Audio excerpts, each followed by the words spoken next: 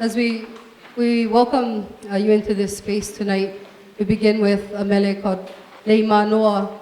And we like to describe this mele as a sort of macro to micro view of Punahou School. If you find yourself out on a boat outside of Kalehuawehe, outside of Waikiki, and looking up towards the mountains, you see the mountain range, Walaka'a and Va'ahila ridges coming down, and you see Konahuanui standing in the back. You see this macro view where the clouds rest on the mountaintops in the rain-laden valley of Manoa.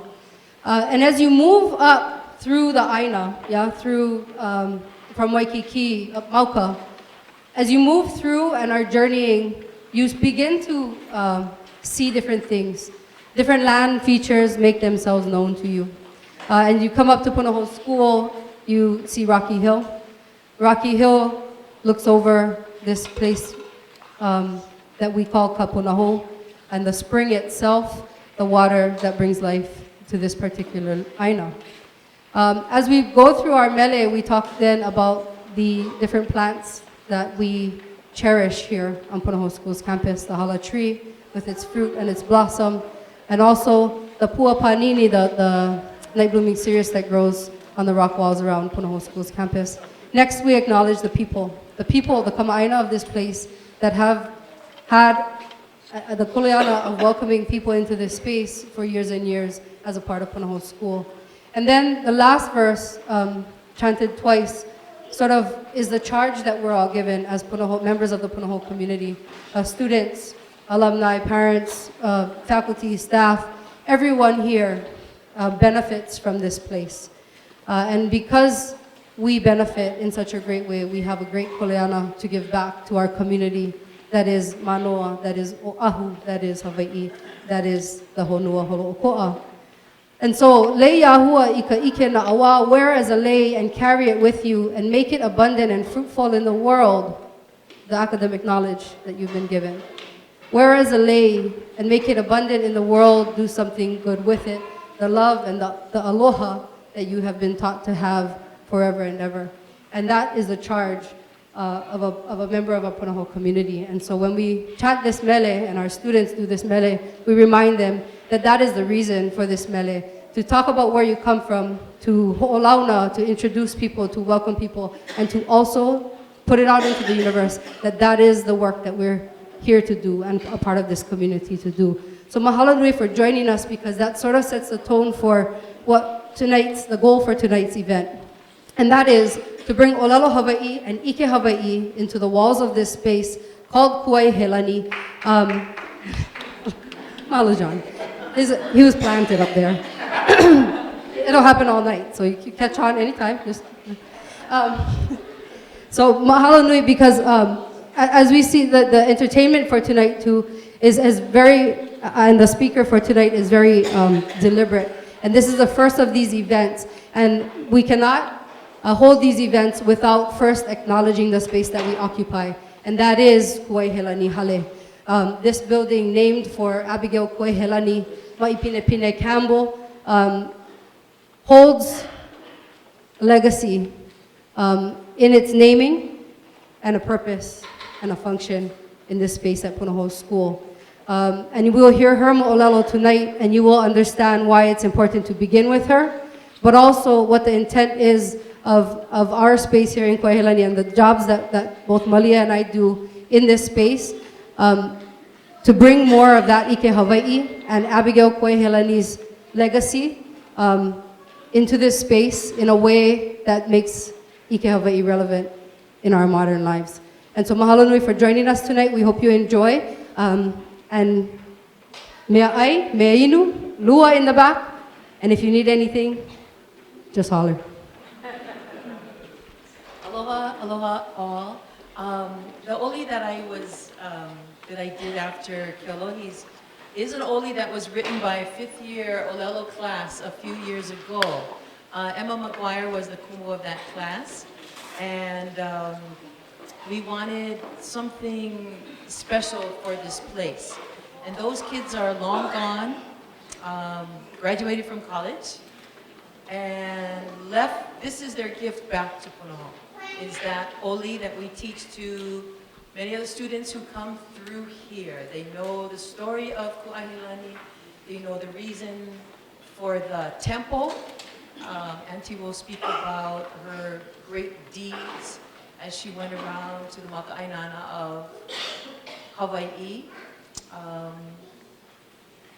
And the last line of the oli is ho'omaui ka ʻike Hawaiʻi, so forever will the ʻike of Hawaiʻi be with us. And it's twice when I teach the little ones, because boom, that's what we're trying to give to them, that knowledge, and that's kind of the most important part.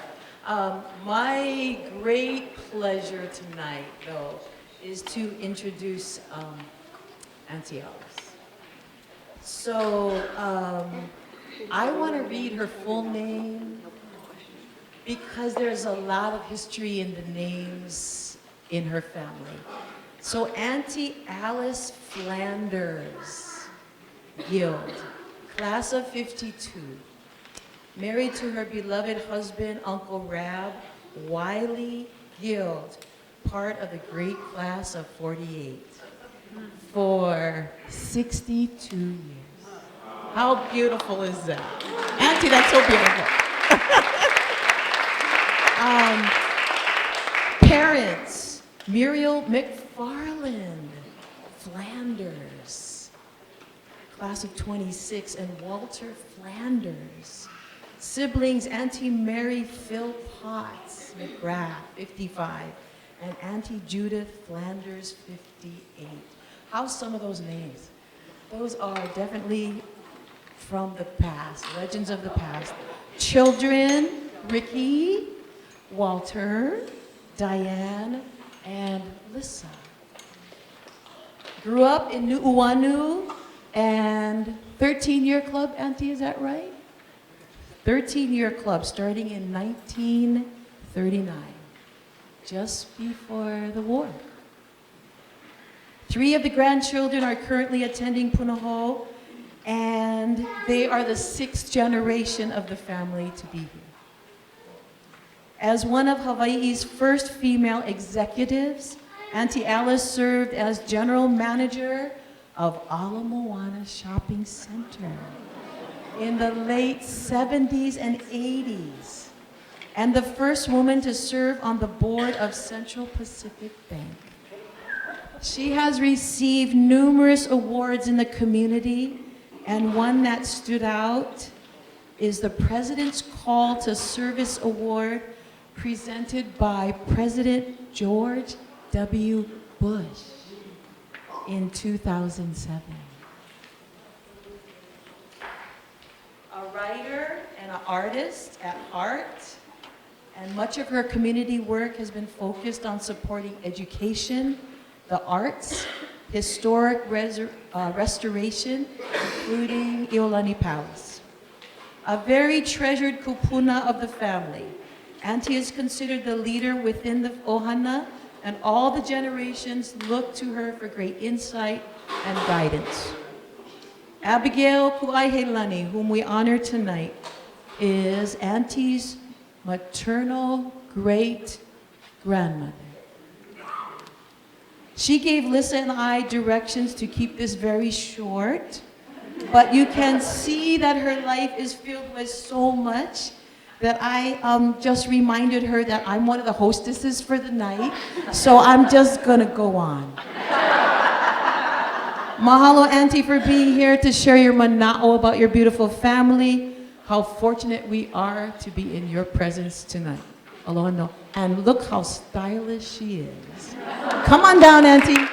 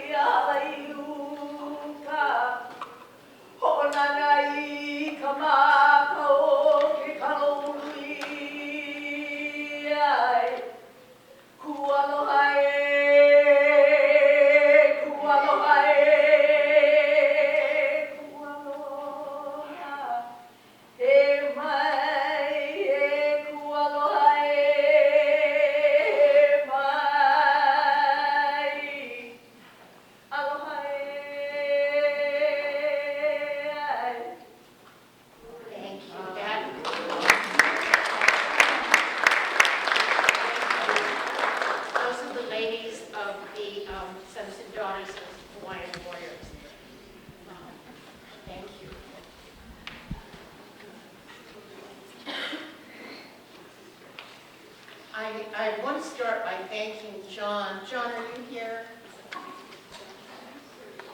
These gorgeous ʻIle, the likes of which none of us have ever seen, are grown in, is it in the Kosasa garden? And John made these. They are twice the size of any.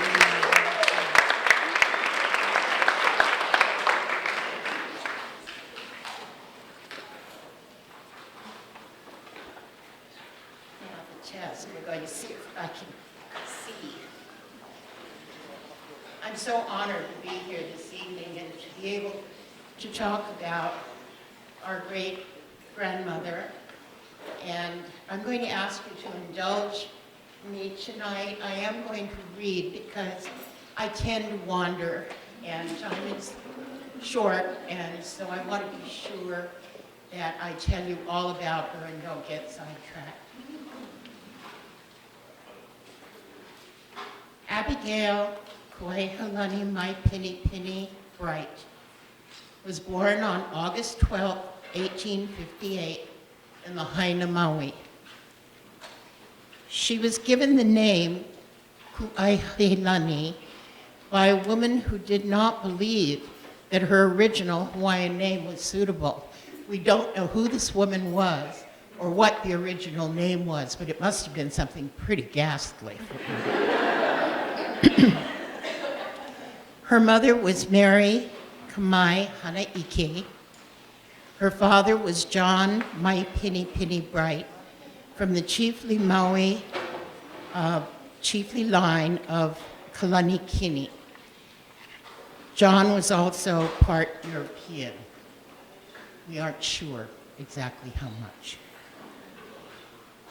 At the time of Kuaihelani's birth, her father commissioned a cradle for his infant daughter. I'm going to put this a little closer. Excuse me. From a cabinet maker named James Campbell. Little did he know that 19 years later, Kuaihelani and James Campbell would marry. The cradle is still in our family. She was raised in Lahaina as the ward of Mr. and Mrs. Henry Turton and was a companion to their daughter. Undoubtedly, this is where she learned to speak impeccable English. Henry Turton and James Campbell, with James Dunbar, established the Pioneer Mill Company in 1860. By working in the fields with their laborers and buying other small sugar plantations, They created an extremely successful enterprise. In 1877, James Campbell sold his interest in Pioneer Mill to Henry Turton. Abigail Kuaihelani and James Campbell were married on October 30th, 1877. She had just turned 19, he was 51. Shortly after their marriage, the couple moved to Oahu and into the former Cleghorn mansion on Emma Street, where Princess Iolani was born. This property is now the Pacific Club. By the way, they're having their annual meeting tonight. The Campbells had 8 children, 4 of whom died in early childhood, including their only son, James Jr. Their 4 living daughters were Abigail, who married the last named heir to the Hawaiian throne, Prince David Kavananakoa, making Kuaihelani the ancestor of royal descendants. Alice Flanders Campbell, who served in the Territorial Senate, was vocally opposed to statehood and who, in later life, became known for her recordings of the legends of Hawaii. Muriel Shingalamalu, a strawberry blonde who was adored for her generosity of spirit and her support of Hawaiian causes. And Beatrice Beckley Wrigley, goddaughter of Queen Liliuokalani, an astute businesswoman. And there are descendants of all of these ladies, or most of these ladies here tonight. My dear cousins, one of the children who passed away was a daughter named Royalist, born in 1893, the year of the overthrow of the Hawaiian Kingdom. This child's name was an open declaration by the Campbells of their support of the Queen. A family story tells of James Campbell sitting on the lanai of their home on Diamond Head Road while with a shotgun across his knees. If you did not declare for the Queen, you were not allowed to take the wagon path around the base of Diamond Head. After the overthrow, Abigail Campbell and Emma Navahi, wife of newspaper publisher Joseph Navahi, became leaders of the Hawaiian Native movement, protesting the takeover, which was called Hui Hawaii Aloha Aina Ona Wahine. This was the Hawaiian Women's Patriotic League. Kuaihelani Campbell was its second president. Ironically, the first president of this organization was my other great-grandmother, Emily Kekaoluohi Wiedemann McFarland. Shortly after the organization was formed, a rift occurred over the drafting of the resolution for the Hui Aloha Aina for women. Mrs. McFarland resigned, and Mrs. Campbell became president. They remained good friends all of their lives, by the way. After a lengthy illness, following the kidnapping and release in San Francisco in 1896, James Campbell died on April 21st, 1900, at the age of 74. His widow was 42. On January 4th, 1902, Abigail Kuaihelani Campbell married widower and close family friend Samuel Parker, half owner of the Parker Ranch. Although close to the royal family and socially and politically prominent, Parker was also a notorious spendthrift. In 1906, he sold his share of Parker Ranch to his young niece, Thelma Parker, in order to pay his debts. Kuaihelani died of breast cancer on October 31st, 1908. She was 50 years old. Without his wife's income, Samuel was dependent upon the largesse of his stepdaughters, who called him Papa Sam. and maintained a very close relationship with him until his death 12 years later. Today, Abigail Kuaihelani Campbell Parker has 212 descendants. Of these, 79 are alumni of Punahou School, and 9 are currently enrolled. 22 years ago, a young University of Hawaii professor, Noinoe Silva, while doing research in the National Archives in Washington, D.C., happened upon some theretofore unknown documents that were to become known as the Ku'i petitions. Documents that would forever change the narrative of the overthrow of the Hawaiian kingdom. As a result of this, I'm sorry, I can hardly see this. Maybe if I take my hat off, I can see it.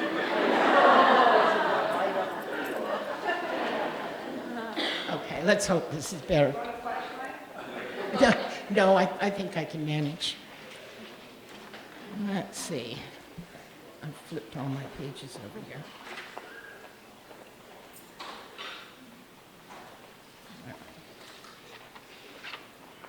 Sorry to do this to you. I know it's painful. I think I've lost my page.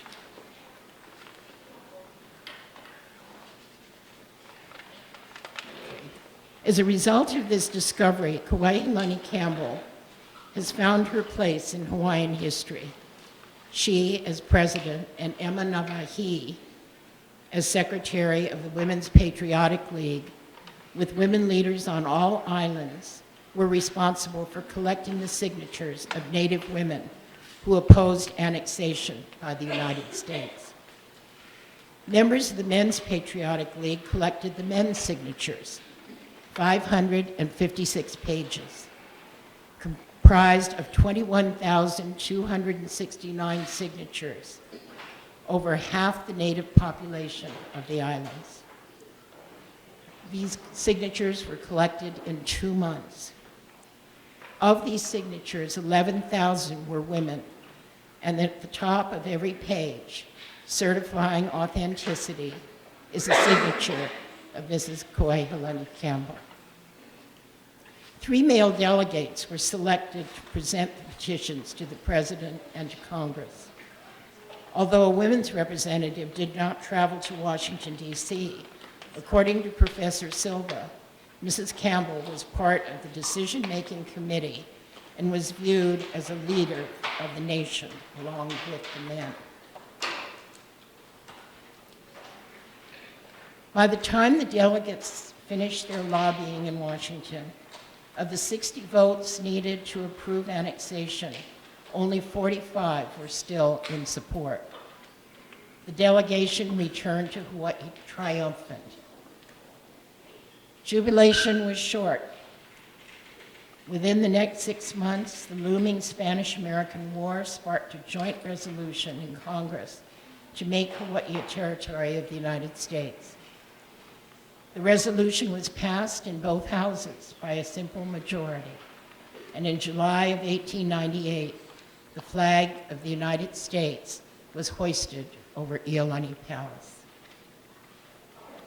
The family was always aware of the strong royalist feelings of James and Abigail Campbell.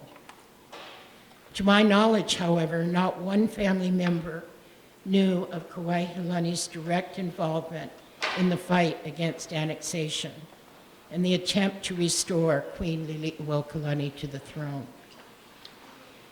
If their daughters were aware, and they were all under 12 years of age, so it's possible that they were not. If they knew of their mother's activities, it was never mentioned.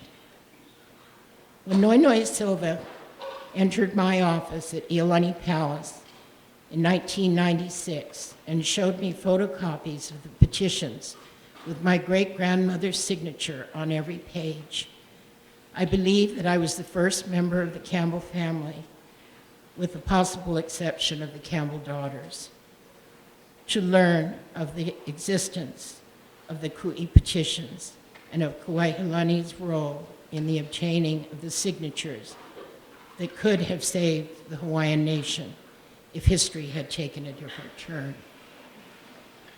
Among the discoveries made following the obtaining of the Ku'i petitions was a newspaper article written by Marian Mickelson, which appeared in the San Francisco Call on September 30th, 1897. While visiting Hawaii, Mrs. Mickelson availed herself of opportunities to educate herself on issues pertaining to annexation, and it's obvious that she sympathized with the Native Hawaiian cause. Her descriptions are somewhat romantic, and she uses cliches that may make us wince. However, she brings her people to life with stunning detail and direct quotations. I cannot tell you what it means to me to say the words that my great-grandmother spoke 111 years ago. This is the headline in the newspaper article. Many thousands of Native Hawaiians sign a protest to the United States government against annexation. The San Francisco Call, Thursday morning, September 30th, 1897. By Miriam Mickelson, on board the steamship Australia. Now that the Australia has sailed away out of Honolulu, that wonderful deep rainbow-colored curve of sea and sphere and sky, and all that one can see on the horizon is a dim, low cloud, which grows dimmer and dimmer. The memory of the islands is like a dream. The centuries-old tragedy is being repeated upon a stage, small comparatively, but with a perfection of gorgeous setting and characters whose classical simplicity gives strength to the impersonation. The United States, founded upon the belief that a just government can only exist by the consent of the governed, is calmly making up for the bloody Fifth Act, preparing to take a nation's life with all the complacent assurance of an old-time stage villain. For Hawaii has not asked for annexation. There are 100,000 people on the islands. Of these, not 3% have declared for annexation. To the natives, the loss of nationality is hateful.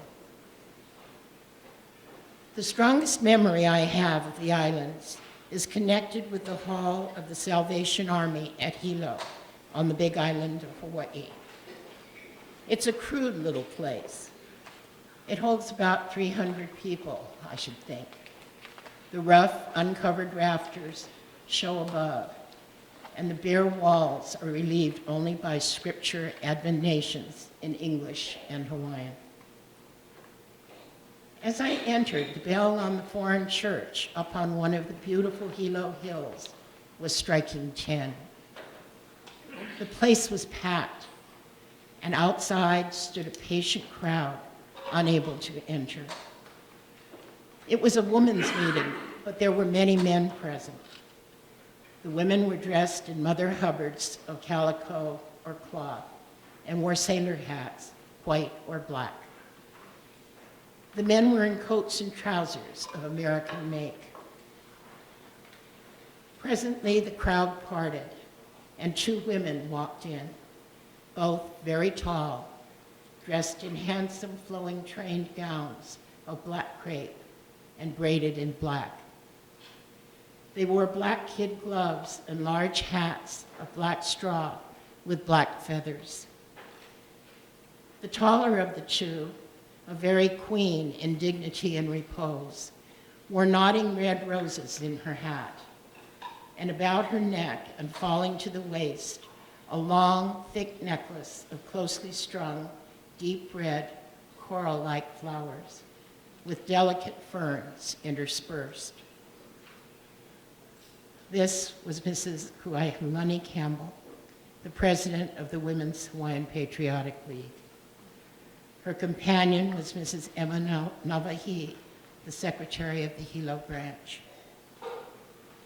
It was almost painful to note the reception of these two leaders, the almost adoring fondness in the women's eyes, the absorbed, close interest in the men's dusky faces. After the enthusiasm had subsided, the minister of the Hawaiian church arose. He is tall, blonde, fair-faced, three-quarters white, as they say here. Clasping his hands in front and looking down over the bowed dark heads before him, he made the short opening prayer. He held himself well. His sentences were short, and his manner was simple. The minister closed, and a deep murmuring, "Amen," from the people followed. I watched Mrs. Emma Nawahi as she arose to address the people.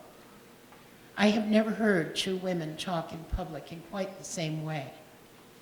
Would this Hawaiian woman be embarrassed or timid or self-conscious or assertive? Not any of these. Her manner had the simple directness that made Charlotte Perkins Stetson 2 years ago the most interesting speaker of the Women's Congress. But Mrs. Stetson's pose is the most artistic of poses, a pretense of simplicity. This Hawaiian woman's thoughts were of her subjects, not of herself.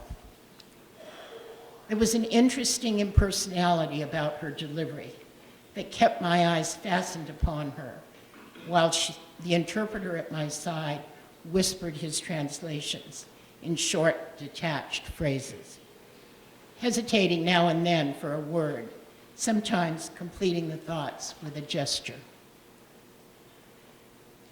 We are a weak people, we Hawaiians, and have no power unless we stand together, read Mrs. Navahi, frequently raising her eyes from the paper and at times altogether forgetting to look. The United States is just, a land of liberty. The people are the friends, the great friends of the weak. Let us tell them, let us show them that as they love their country and would suffer much before giving it up, so do we love our country, our Hawaii, and pray that they do not take it from us. Our one hope is in standing firm, shoulder to shoulder, heart to heart. The voice of the people is the voice of God. Surely that great country across the ocean must hear our cry. By uniting our voices, the sound will be carried on, so they must hear us. In this petition, which we offer for your signature today, you women of Hawaii have a chance to speak your mind. The men's petition will be sent on by the Men's Club as soon as the loyal men of Honolulu have signed it. There is nothing underhanded, nothing deceitful in our way, our only way of fighting. Everybody will see and may know of our petition. We have nothing to conceal. We have right on our side. This land is ours, our Hawaii. Say, shall we lose our nationality? Shall we be annexed by the United States? A'olelo, a'olelo. It didn't require the interpreter's word to make me understand the response. One could read negative determination in every intent dark face. Never, they say, said the man beside me. Never, they say. No, no, never. But the presiding woman, an officer, was introducing Mrs. Campbell, to the people. Her large mouth parted in a pleased smile as the men and women stamped and shouted. She spoke only a few words, good-naturedly, hopefully. Once it seems as though she were taking them all into her confidence. So sincere and soft was her voice as she leaned forward. Stand firm, my friends. Love of country means more to you and to me than anything else. Be brave. Be strong. Have courage and patience. Our time will come. Sign this petition. Those of you who love Hawaii, how many will sign? She held up a gloved hand as she spoke, and in a minute, the palms of hundreds of hands were turned toward her. They were eloquent, those deep-lined, broad, dark hands with their short fingers and worn nails. They told of poverty, of work, of contact with the soil that they claim. The woman who presided had said a few words to the people when all at once I saw 1,000 curious eyes turned toward me. What is it? I asked the interpreter. What did she say? He laughed. A reporter is here, she says. She says to the people, tell how you feel. Then the Americans will know. Then they may listen. A remarkable scene followed. One by one, men and women rose, and in a sentence or two, in the rolling, broad-voweled Hawaiian, made a fervent profession of faith. My feeling, declared a tall, broad-shouldered man whose dark eyes were alight with enthusiasm. This is my feeling. I love my country, and I want to be independent, now and forever. And my feeling is the same, cried a stout, bold-faced woman rising in the middle of the hall. I love this land. I don't want to be annexed. This birthplace of mine, I love as the Americans love theirs. Would he wish it to be annexed to another greater land? I am strongly opposed to annexation. How dare the people of the United States rob a people of their independence? I want the American government to do justice. America helped to dethrone Liliuokalani. She must be restored. Never shall we consent to annexation. And the reporter continued to quote a number of other voices before she closes with, I sat and watched and listened. Her narrative continues with interviews and comments by prominent Hawaiian men.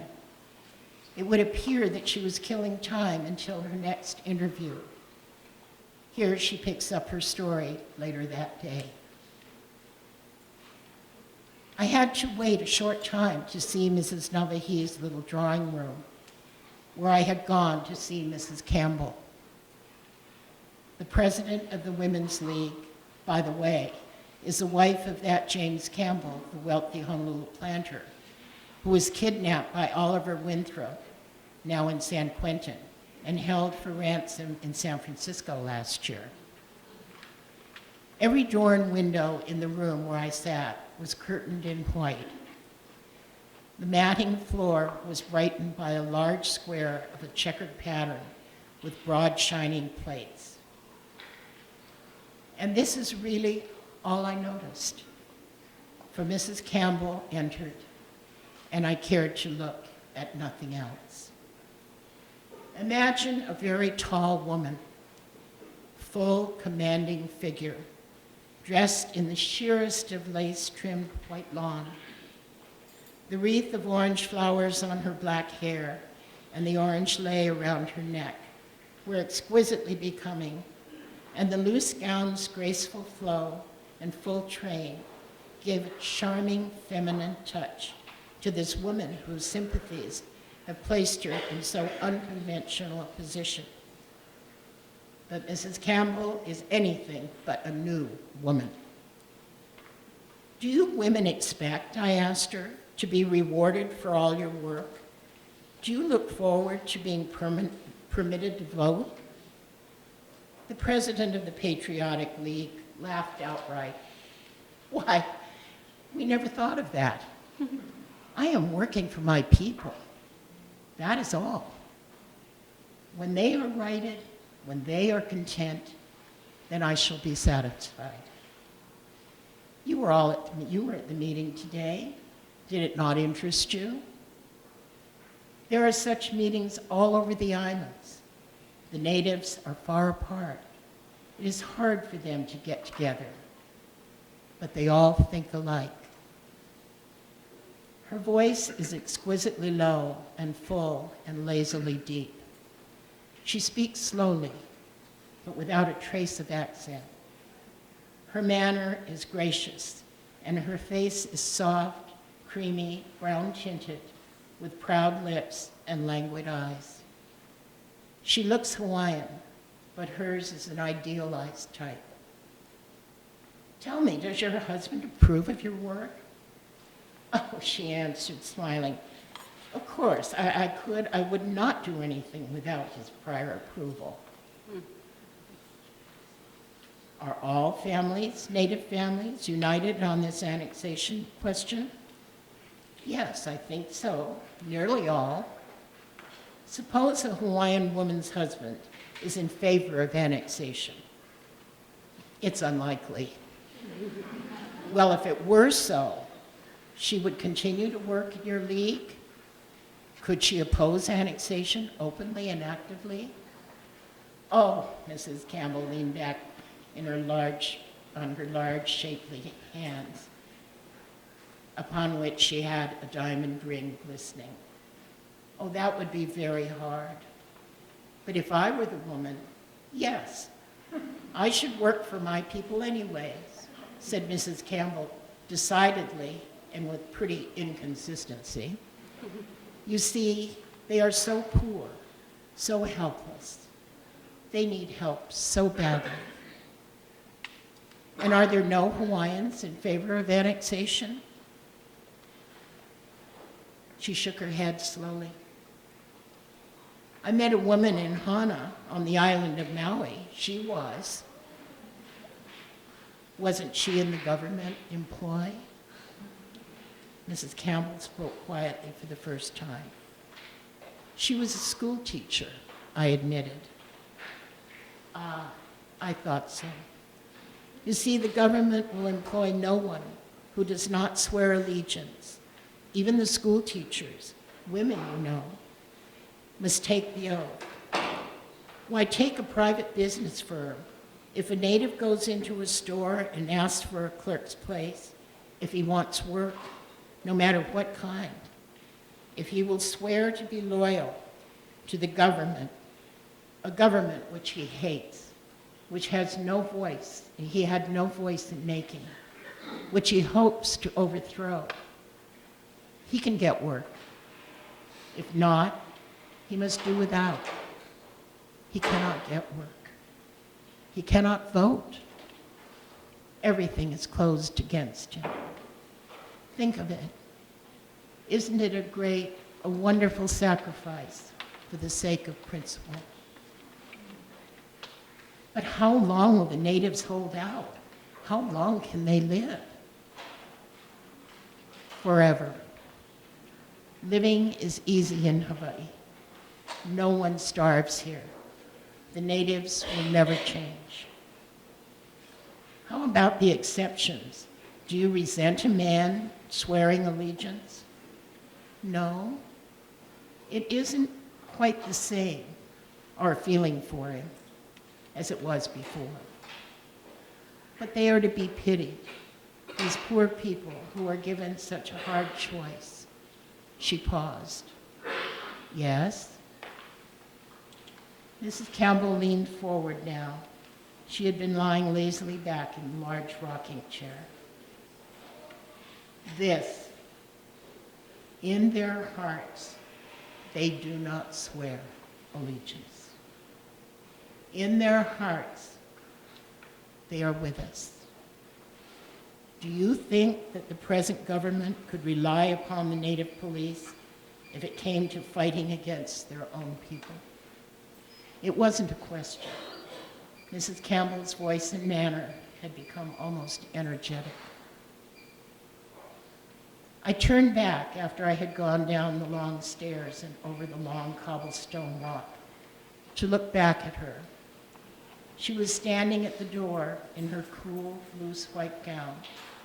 The orange lay on her haughty head, and upon her shoulders, a gorgeous string of deep, flowering topaz.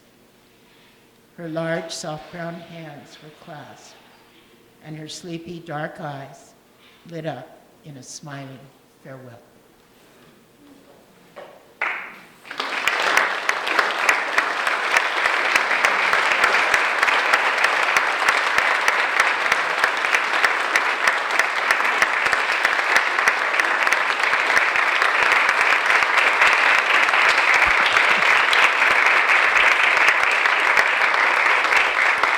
I'm sorry for stumbling during the first half. I read between the hat and the light. I really could not see what I was reading.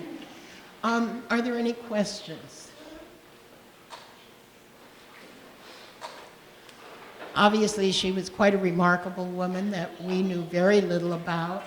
I remember we had a family, every few years we gather at Oahu Cemetery at the Campbell plot to express our gratitude and to get to know all the family.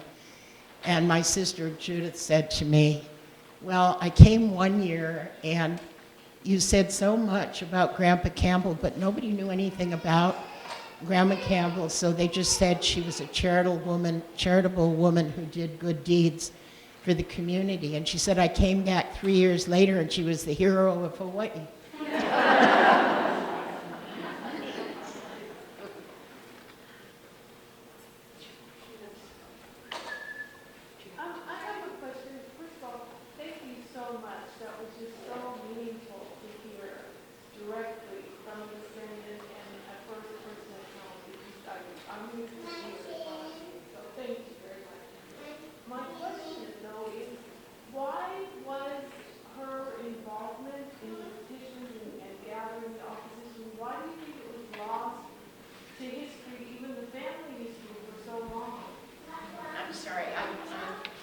Need to stand up, or could you, my hearing is... asking why her work was lost for so long. The Kui petitions were lost. Nobody knew about them. And it's absolutely remarkable that something that, an effort that was that large and involved so many people. The story that we've all heard growing up was that the Hawaiian people did not protest, and therefore they acquiesced, and it was just fine with us that America should annex Hawaii. These Kui papers or petitions have proven that this was not the case. It was just done in such a quiet and orderly way. Part of it was because the Queen and the people believed so strongly in the fairness, the fair-handedness of the United States, that they honestly thought that once they presented their concerns and their desire to remain independent, that the United States would honor that. And in actuality, they did. It did not pass through Congress the first time around. It was only when the Spanish-American War threatened, America wanted a fueling station in the Pacific between California and the Philippines. So it was pure, the rationale had nothing to do with them wanting Hawaii as part of the United States. Have you thought of doing further research and writing something publishable about your great-grandmother? Well, it's already been done. It's right. this, I have to tell you, this is one of the most incredible things that has ever happened to me. I honestly didn't know what I was going to talk about when I was asked to do this. And I did know about this article. It has been performed by the Hawaiian Civic Club as a playlet, and a number of people in this room have seen it. But what they did was just because she describes, I did not read all of the comments by the people or we'd be here all night. But they were able to take these words that had been quoted and perform this play. What they did not do was to include her comments and her observations and her descriptions of people. And I think that's what really brings it to life.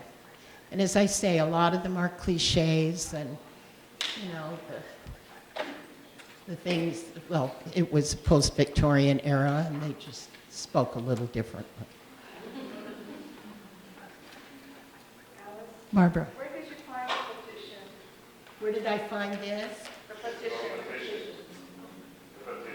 The petitions. They were found in the National Archives. We have the book here. This is available. I trust this is the 500 something pages. It's pretty difficult to ignore that if this ends up on your desk. And it somehow got filed. And to my knowledge, and there are other people in this room who are familiar with history, to my knowledge, there was no record of this. There was no copy of it. There was no record of it. When Noi Noi discovered it, it was a shocker because it provided the proof that the kupuna knew, they knew they had protested, they knew they had signed a petition. And yet it's not in any of our Hawaiian history books until recently. It's shocking, honestly. And I think it goes to show how easy it is to lose important parts of history if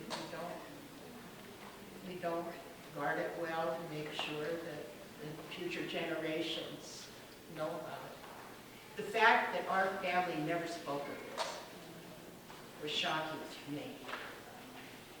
And the only thing that I've talked to my cousins about this, and we all say, why? We'd be so proud.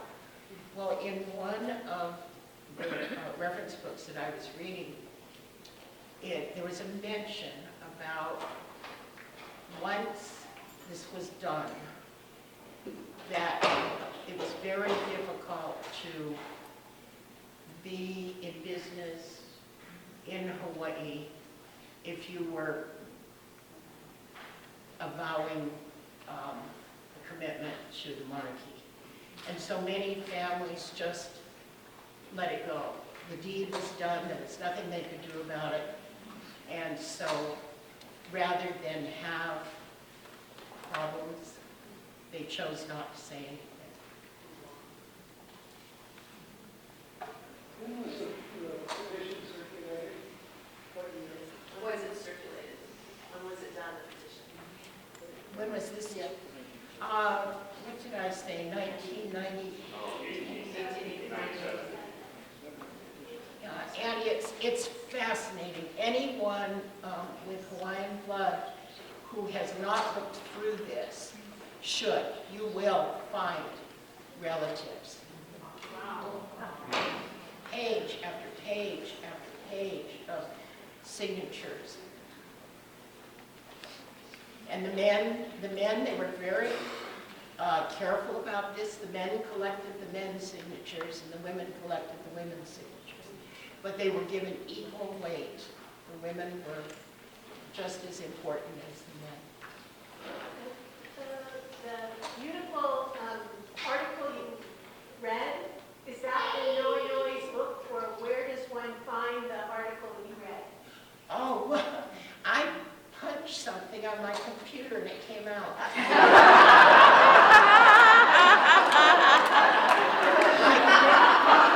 I love the mirror.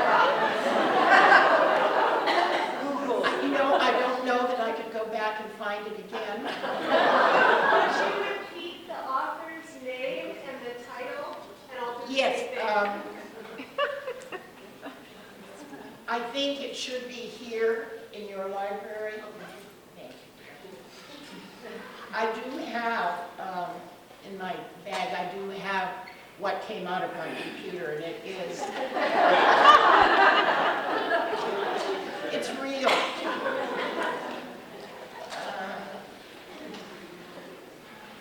The title of the article is "Many Thousands of Native Hawaiians Sign a Protest to the United States Government Against Annexation." And it was published in the San Francisco Call, C-A-L-L, on September 30th, 1897. And the author was Miriam Nicholson.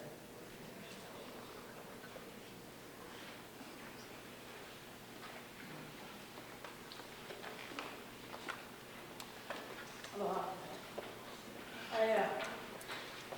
I'm interested in this history that you're now relating to us and how your work with the Friends of the Iolani Palace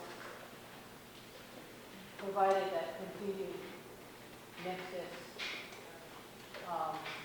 in terms of the work of the Queen. Oh, Haunani, darling, I can't hear you. I guess I do need those earbuds. Okay, I'll speak on Tell us about, a little bit about your work, your connection with Iolani Palace, that really, you know, is kind of like backing up to your history now that you're revealing with the families. So share a little bit about that, because for many of us in the community, during that decades following, your presence made a difference. Your presence made things open, and you know, we don't fool around with you. I might say the same for you.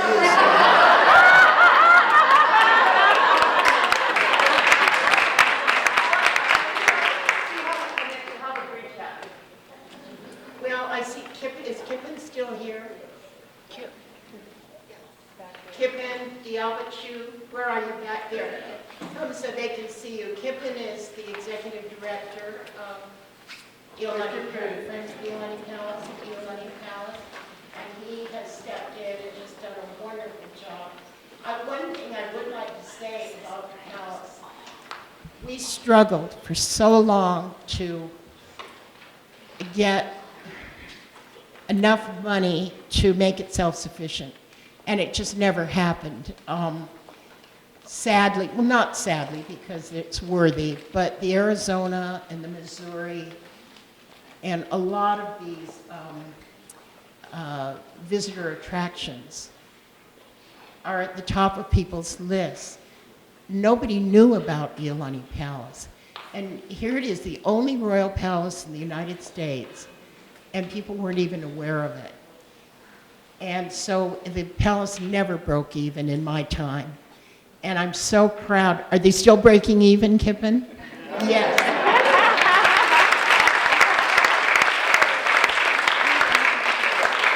So we don't need to worry about our palace. It's here to stay.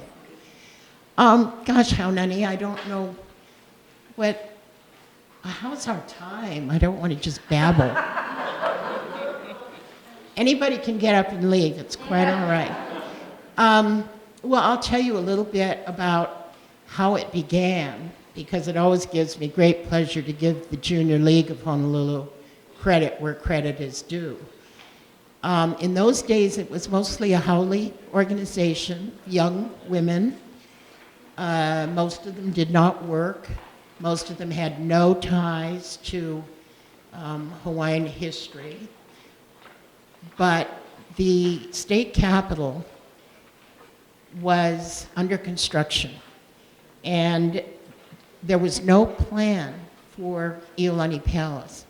And I think the legislature just felt that, well, they were focusing on their new home, but there were rumors going around that the palace would be torn down in order to allow a vista, a view from the new state capitol. I'm sure that was never true, but it was enough to make people worry. But there was no one who was either in a position or had the interest to take the bull by the horns and do something.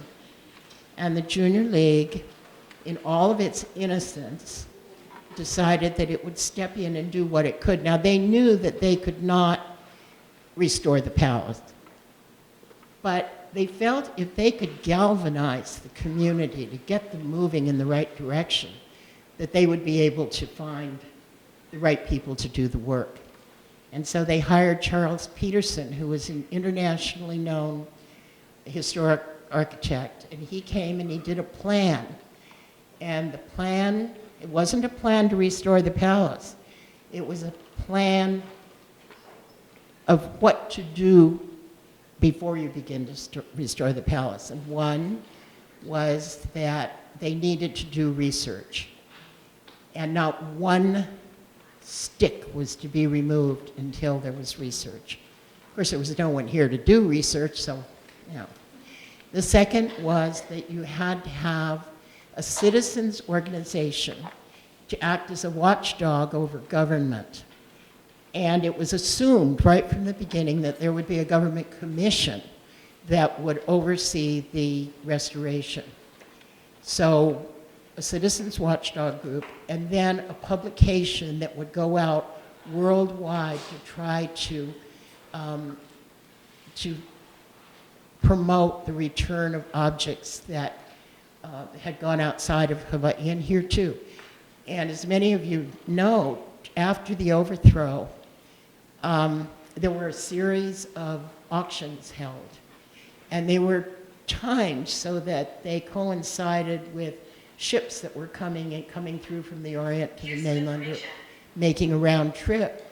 And so many of these objects were purchased at these auctions and then loaded onto the ships and ended up all over. So this was a way of getting them back. Well, the Junior League went to Lili'uokalani Kavananakoa Morris, who was a member of the royal family, and asked if she would like to start an organization. And she agreed. And that was the beginning of the Friends of Iolani Palace, which had its 50th anniversary last year, I think. Has it been 2 years? 50 years since that started. And so with the citizens organization in place, that was the key. And after the first year, Governor Burns came to Lili'u and said, you know, I don't think I'm going to appoint a commission. And oh my gosh, what are we going to do? He said, I want the Friends of Iolani Palace to be in charge of the restoration. And therein is a whole tale of horror and glory. Anyone who has dealt with the state and trying to get funding on time, or you don't lay off all of these skilled contractors and plasterers from Italy and everything while you wait for the state to give you a contract. So, but there were years, Haunani, when, well, I want to go back because I think the restoration of Iolani Palace was part of what we now call the Hawaiian Renaissance.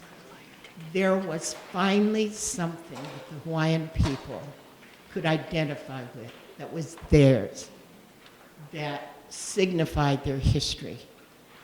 And from that point on, the palace has really become a symbol for the people. It is, you know, where we all go when we want to be Hawaiians or honor Hawaiians. But there were a lot of rough years. That restoration was not simple. It took 10 years just to do the restoration. So I don't know, what more did you want, Haunani? No, just thank you for your work. Oh, gosh.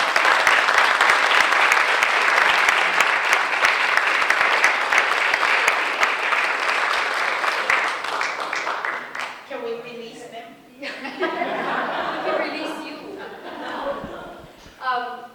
Mahalo nui, once again, one more round of applause, please.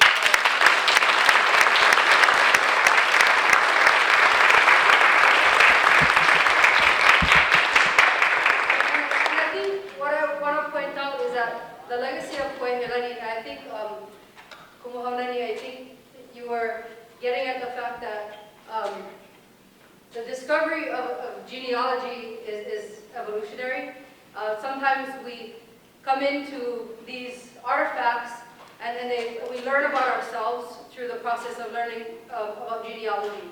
And for us in Kuaihelani, we are deeply grateful to the Campbell family and especially to yourself and your ohana that have made the decision and the gifts to Punahou to kapa or to name this building in the name of your kupuna. Because what that does for us here is that it gives us direction. It gives us purpose and it gives us function. And it makes clear to us the kuleana that we have in the work that we do.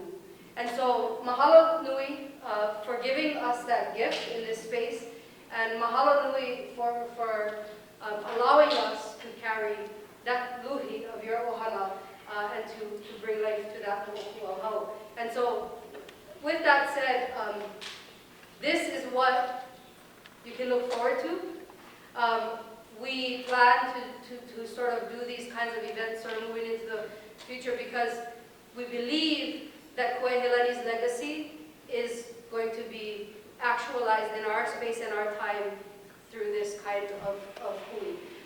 Bringing people together, having food together, having drink together, having fellowship together, those are the things, and learning about our mo'oku'auhau so that they do not go quietly into thy good night. Or get lost in the archives of someplace that we're going. But so because that to me is sort of setting the tone, the idea of the Ku'e petitions and the fact that it is easy to lose pieces of history. This is the space that we're reclaiming here in Kuaihelani. So please, as we move into the future, if you have kumuhana topics, if you have pieces of history that you're interested about, you all have my email address. Feel free to shoot those our way. And of course, look out for more puko'a kani aina. Puko'a, the coral head kani aina that makes land, makes aina. The coral head grows into the aina that we then stand on. We are all, as you are and have modeled here tonight, those puko'a kani aina that make a difference in the world and have effects beyond our own space. So mahalo nui for joining us this evening.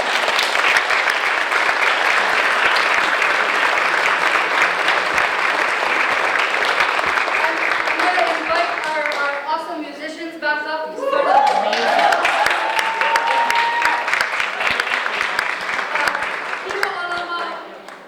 Frank and Mamo, and there's still Mea'ai up there, there's still Me'inu, and feel free to hang out.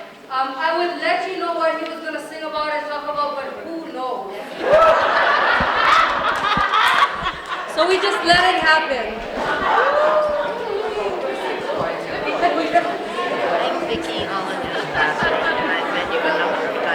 One more couple, if you haven't yet visited the Kuaihelani portrait upstairs, at the upstairs entrance, the portrait is on the wall.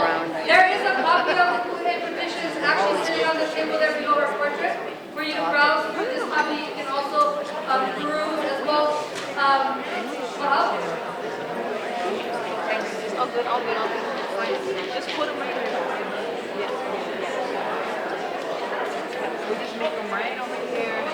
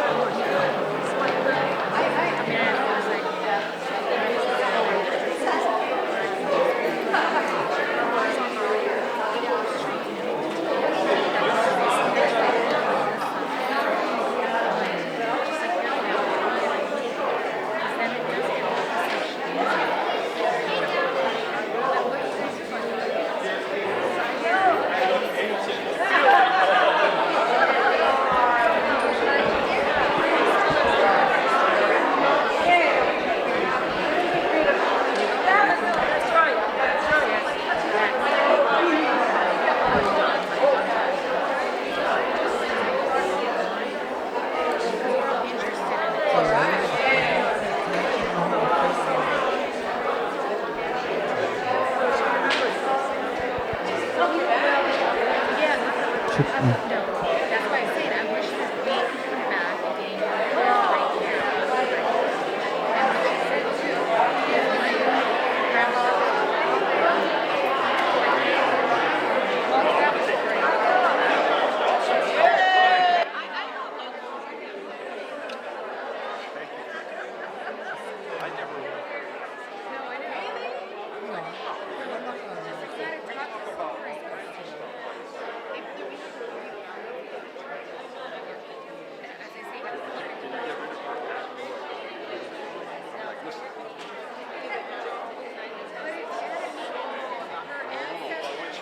She explained it.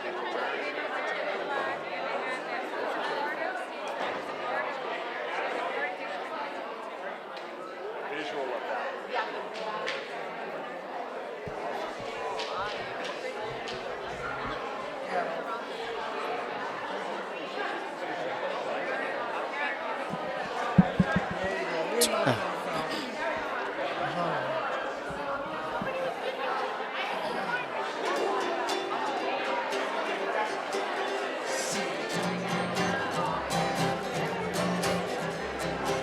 Kuaihelani kahali ala, ke koui anei kuupaila.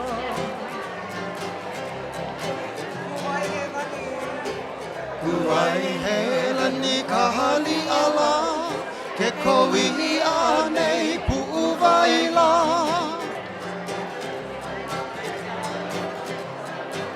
He wila ana pai kahiki nala, o haku kani o ikuala.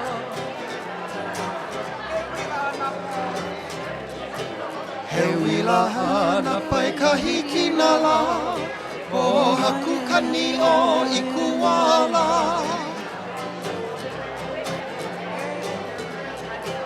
E ia aia hiki aku la, a me kupale umaumala.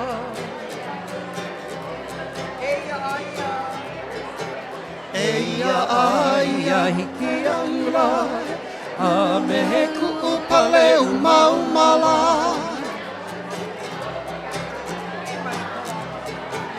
Uli mai ko aloi ane ila, o nea nai ka pili o ke aola.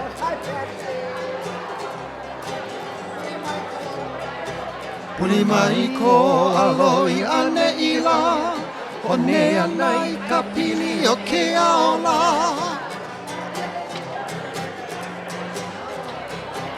Nana e kue ka haki ila, I ke ia e mauna he awanila. Nana e kue ka haki ila, I ke ia o mauna he alanila.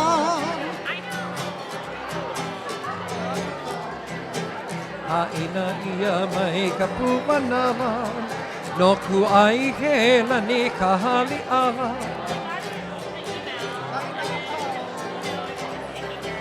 Haina ia mai ka puanala, no Kuaihelani kahali ala.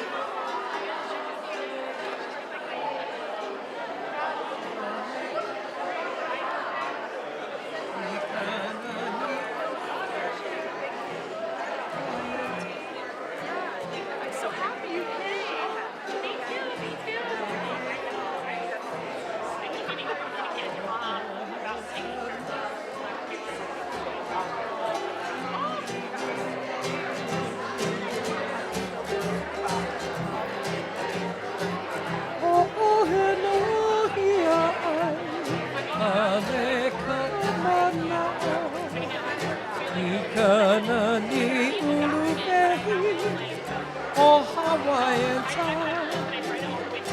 Ila ka i'i me ke ohari. Ho'olau ka na ka ia e ka nui manu. E valea na lako I ka olu. I ka inu vai puna Ho'ohau oli Hau oli ho'owipo Wipo ke I ka li'a uwi lani A ka pu'uwai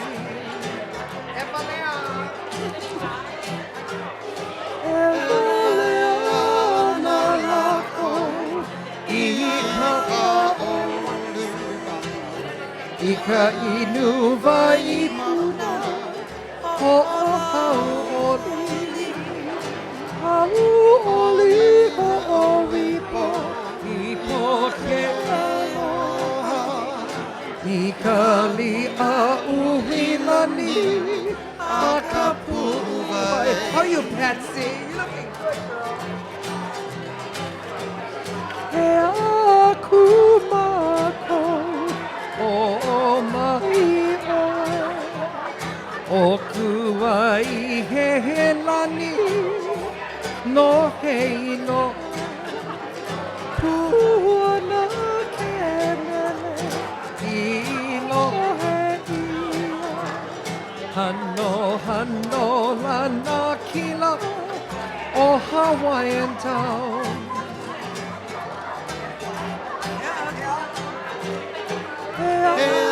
Kumako o mai oe o Kuaihelani no hei no Puana ke mele ilo hei ia Hano hano lana kila o Hawaiian town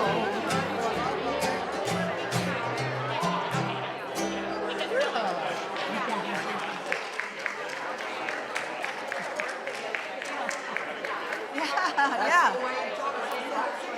Oh, this Patsy.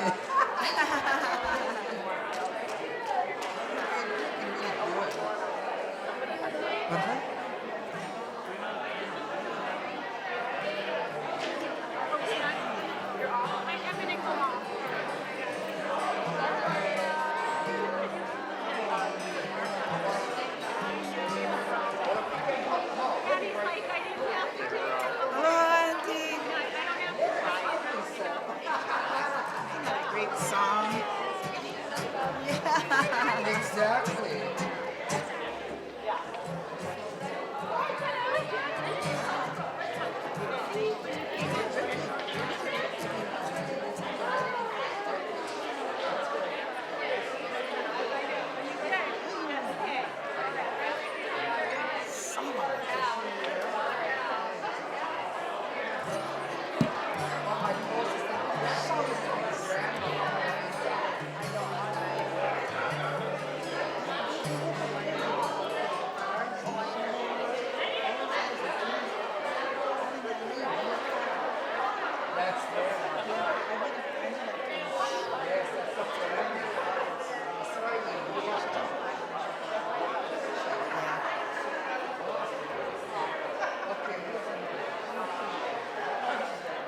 I think I have it back here.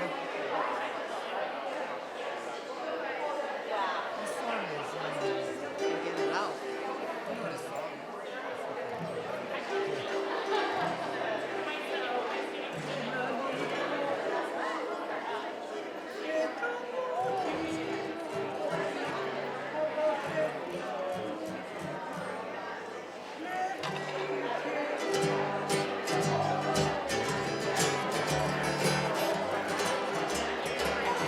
Henani ko home e kamo kino o heno me ke kai e hei ke one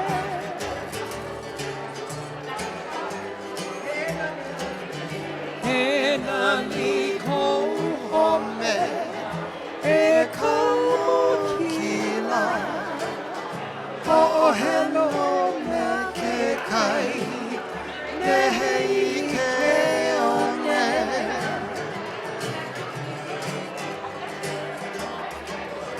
Ohu ohu nei kahi I ka lehala Huia ke ala Ke honi aku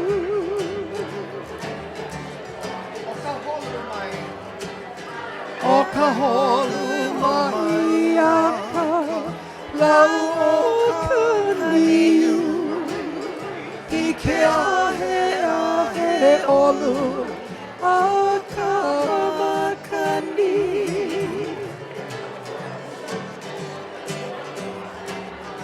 Ua ho'oki paia Ka nui lehu lehu Me ka leo olu olu Loko mai ka I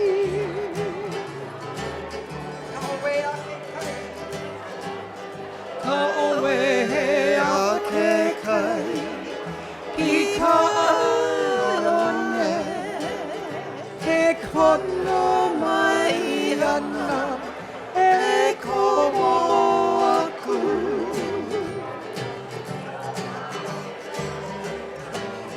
Pa mai ka makani A he olu olu Me ke ala laua E moani nei Kuana kou home Lani kuhonua Ohu owe I ke ala O ka lei hala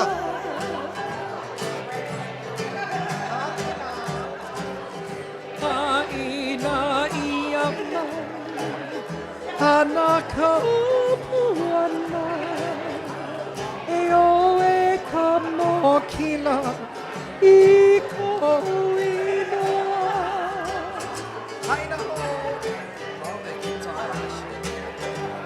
Haina ia mai Hana ka puana E oe ka mokila I ko inoa That's what Kamakila Campbell. Kamakila. Not pretty though, yeah? Wow. That's what Kamakila Campbell. Alice Flanders.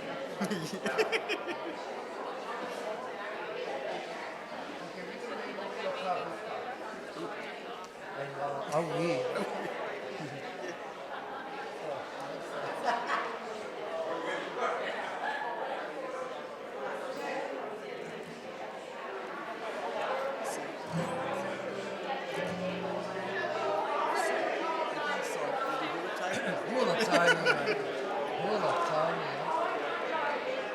Lovely. We're just having so much fun.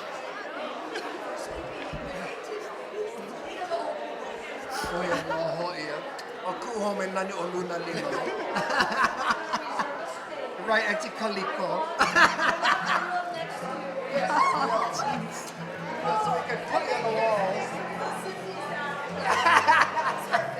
Zippy's right after you. That's what it is. That's what it is. Yeah, Etikaliko. Aloha. Aloha.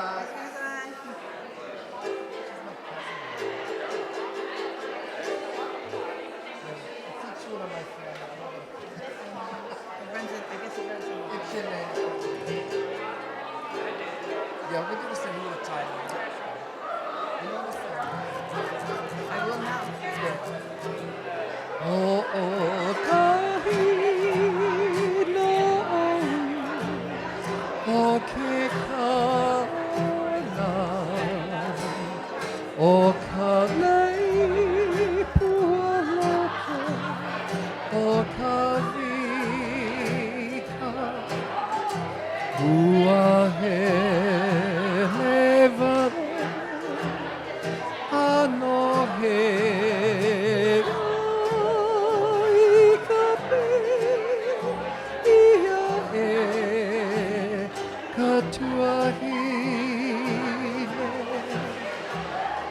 o kaina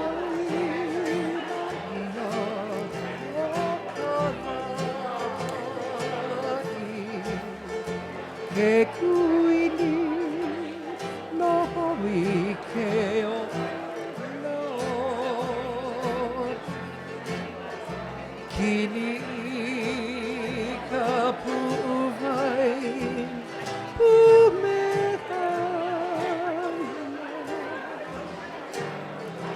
Lei hoʻomahia a ke kupa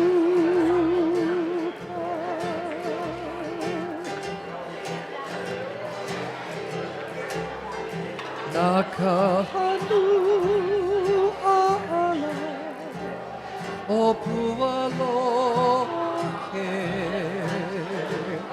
Hoa pili ka lehua kumoku Holoa ia e nā malihiti Ki paia Kuaihelani home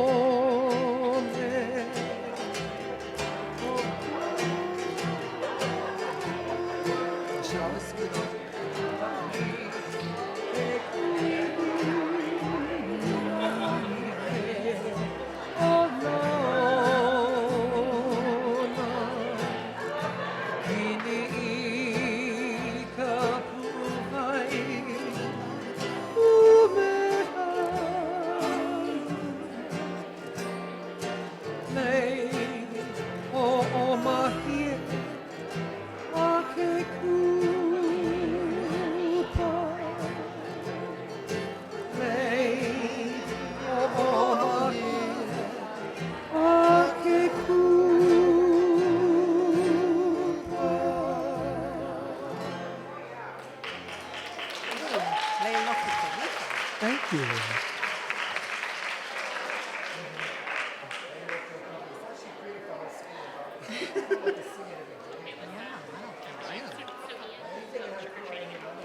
No, well, yeah, oh, Monty did too.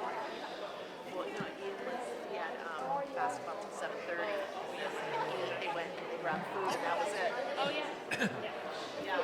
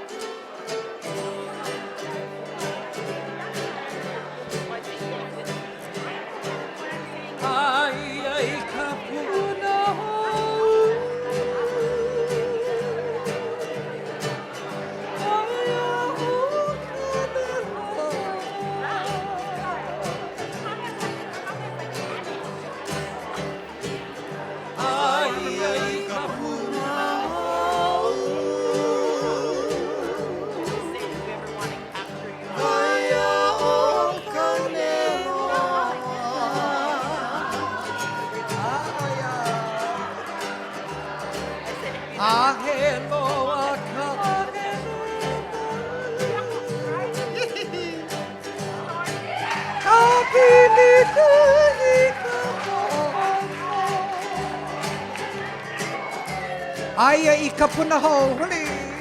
Aia I ka Punahou. Need a first verse. Waia o. Waia o kanaloa. Let's do that verse again. Aia I ka Punahou. Aia I ka Punahou. Waia o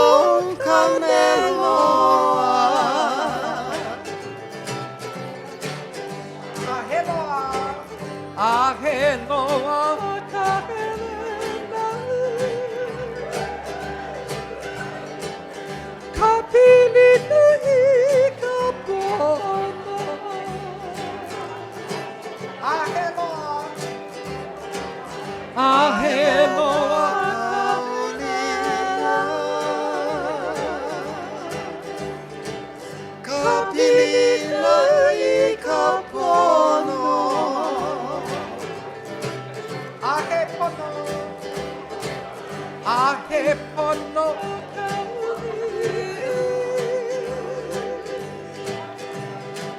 no mea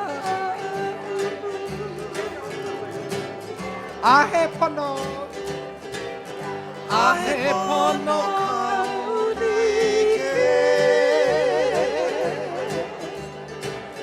no mea ua pono no oe ua pono no oe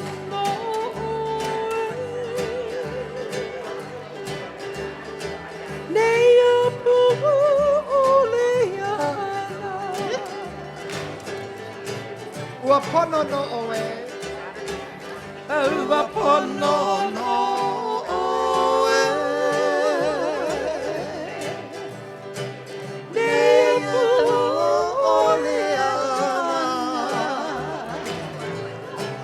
Hele vale ohu ohu Hele vale ohu ohu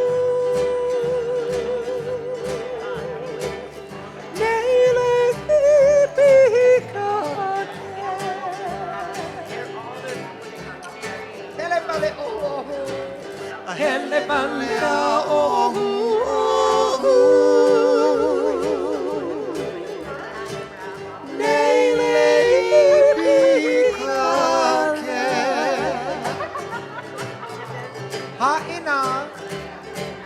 Ha'ina kapuana Aia utandelo Ha'ina hop Ha'ina kapuana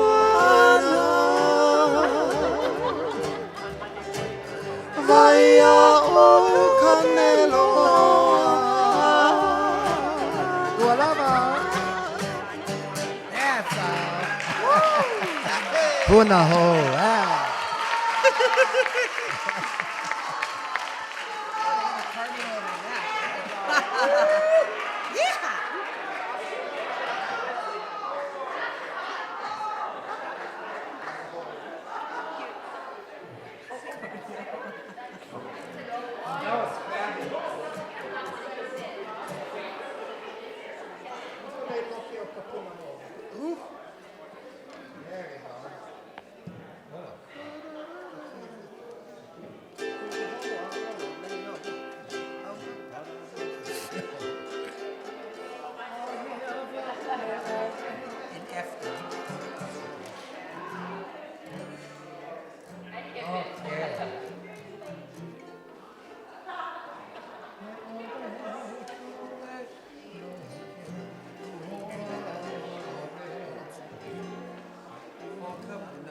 Okay, let's go, Johnny. Yes,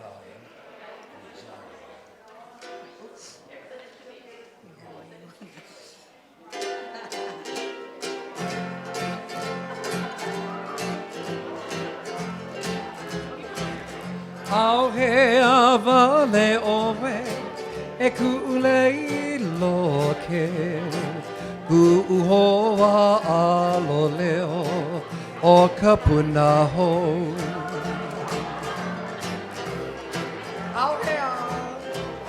Au he avale owe e ku'ulei loke ku uhoa alo leo o ka Punahou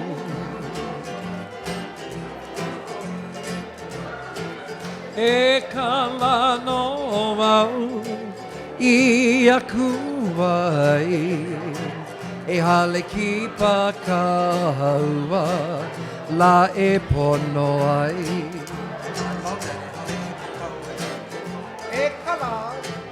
E kala no wau I aku wai E hale ki pa kaua La e pono ai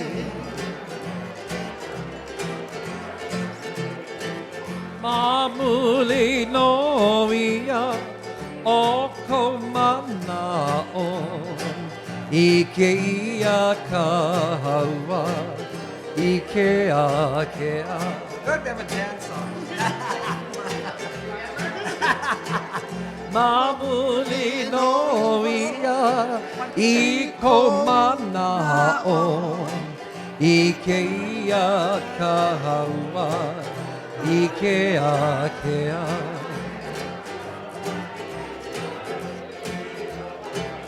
Ke ʻike ala oe I kuala hele a he pali nihi nihi he laumania. Smile, everybody. Ke ʻike ala oe ke ala o hele ke piali nihi nihi laumania. Cheese. Ku'ualoha lae, ku'ualoha. Thank you for my. E ho'i mai no ka hauala e pili.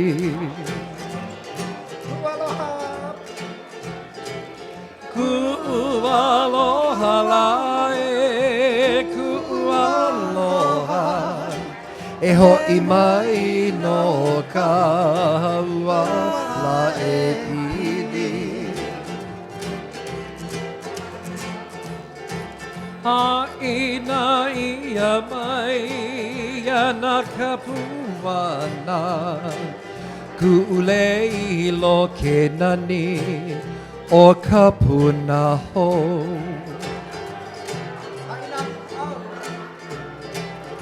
Ha'ina ia mai he ana ka puana Pai mamo lo ke nani o ka Punahou.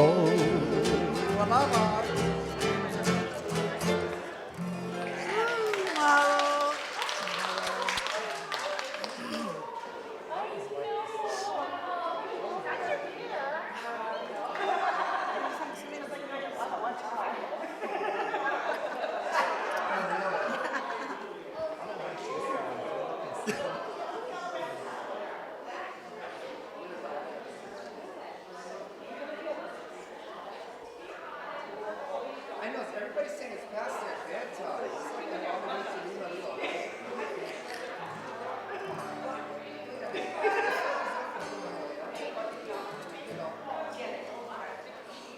Thank you. Water, now I think I'm ready for wine though. Okay.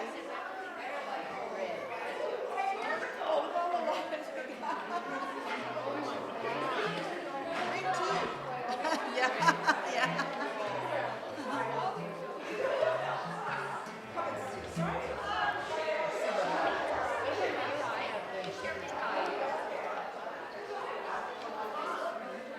Yeah, I know.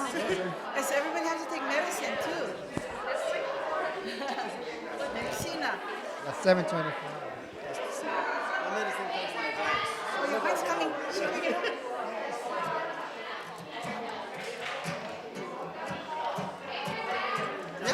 See you Sunday. Yeah, we're going to see you Sunday. We're going to be on Hawaiian on Saturday, but we'll be back on Sunday. You don't you want to? It's gonna have mom do a hula. Wag kang manong kawanin eh. Kami wait. Aha.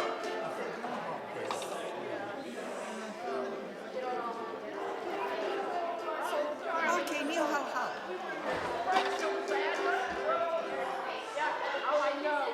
Okay, cheese, make a cheese one. Okay.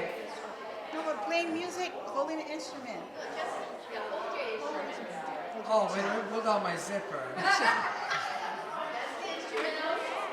Right. Oh, hey, hano ihu. Well, I do the JJ. That's your best fight. No, Hawaiʻi. Oh, really? Mom, too. Oh, really? She's bringing the medicine out. Where is she? Over here. Really? you want to hear that song? Yep. Just stay right there. Stay right there.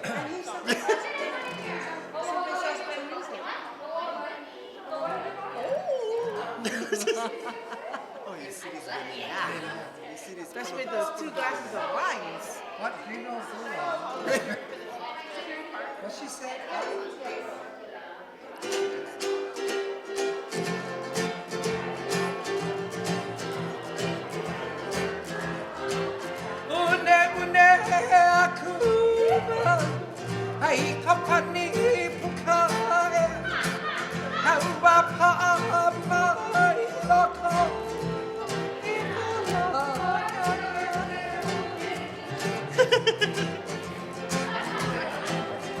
I shook and shook the lock of that door, but it was locked within. You're a heck of a fellow, inviting me over and locking the door on me.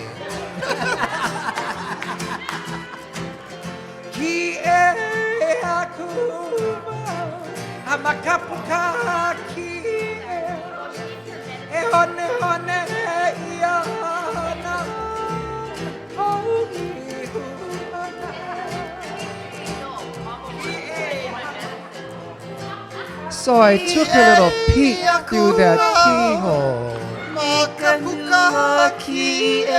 Oh my. All that kissing and whatnots. Your sacred kiss was just for me.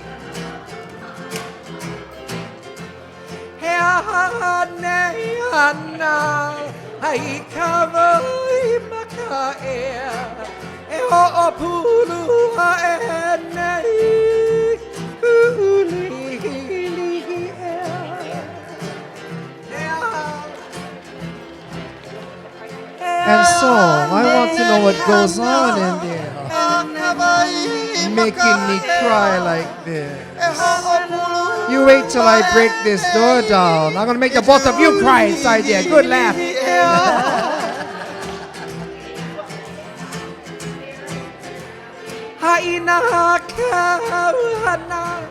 Okay, aloha ole. Hai kalaka pa kaua mai. So ha'ina, meaning this is the end of my song. I see that you don't love me no more. But just wait till I break that door down. You're gonna get it. Ha'ina.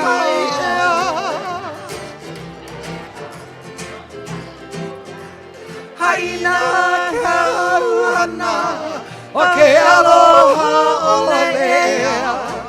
Hai kalaka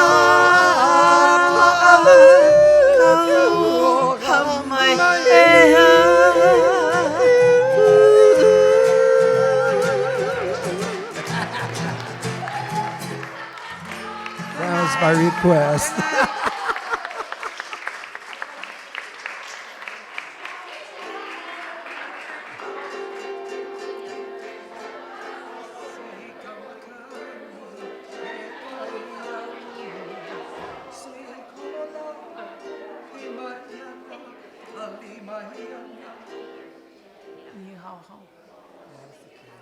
Paying attention, so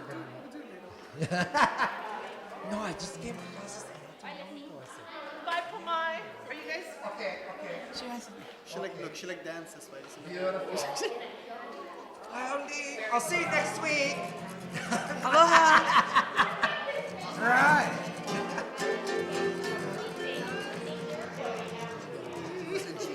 Oh, that's okay. 19. Aloha. Aloha.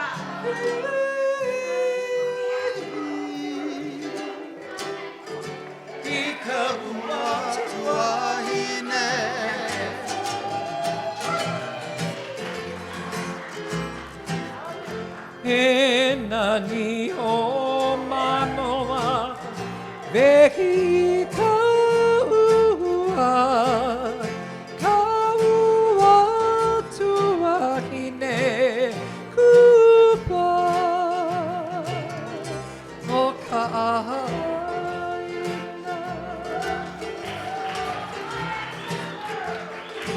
Oh yes, how very beautiful is Manoa when she's all dressed up in rain.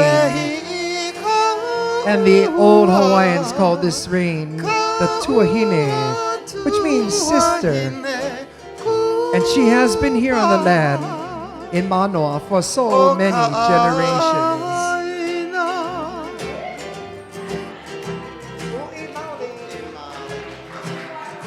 Ui maoli o akaka, kau mai I luna, me ka wahi o napa,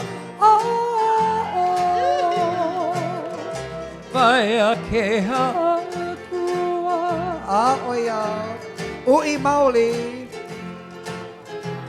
So truly beautiful are the Aka Mountains, rising high above in back of the valley.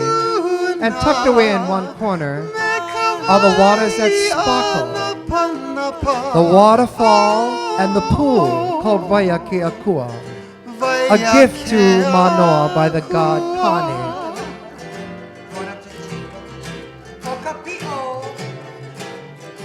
O kapi o ana mai o ke anuenue kahi kona ni noviam kaui kalani kela kela o kapi the graceful arching of a Hawaiian rainbow shows off its colors across the sky. It's an adornment so beautiful, placed right there by the very hands of God, high in the lofty heavens.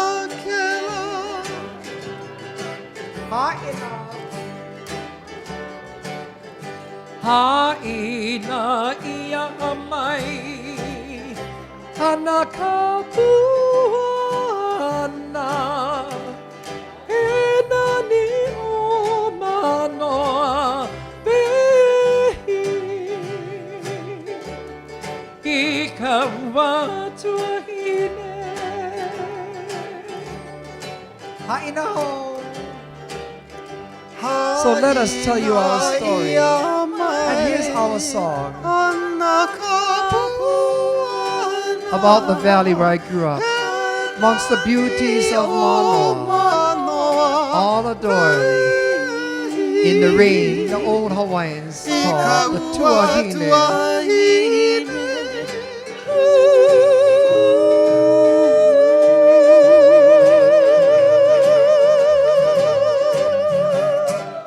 Ah, that's pretty. Thank you. Thank you. Thank you so much. Thank you so much. That's fast. I know. I'm really giving you a raise. Thank you, my honey darling. That's so beautiful.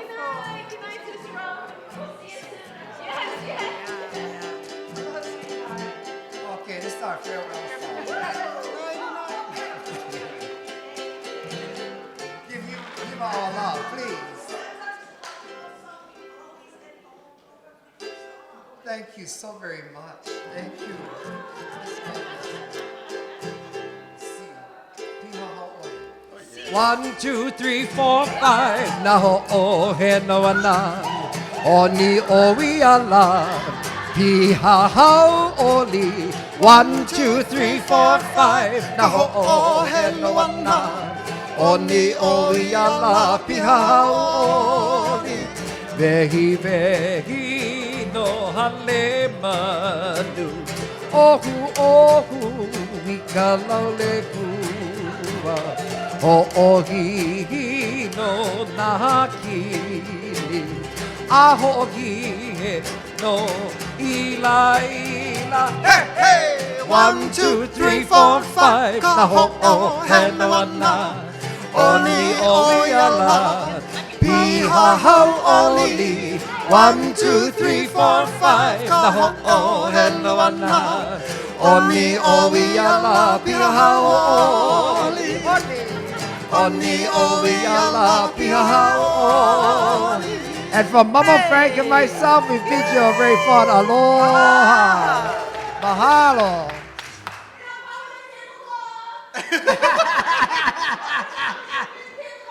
I love it.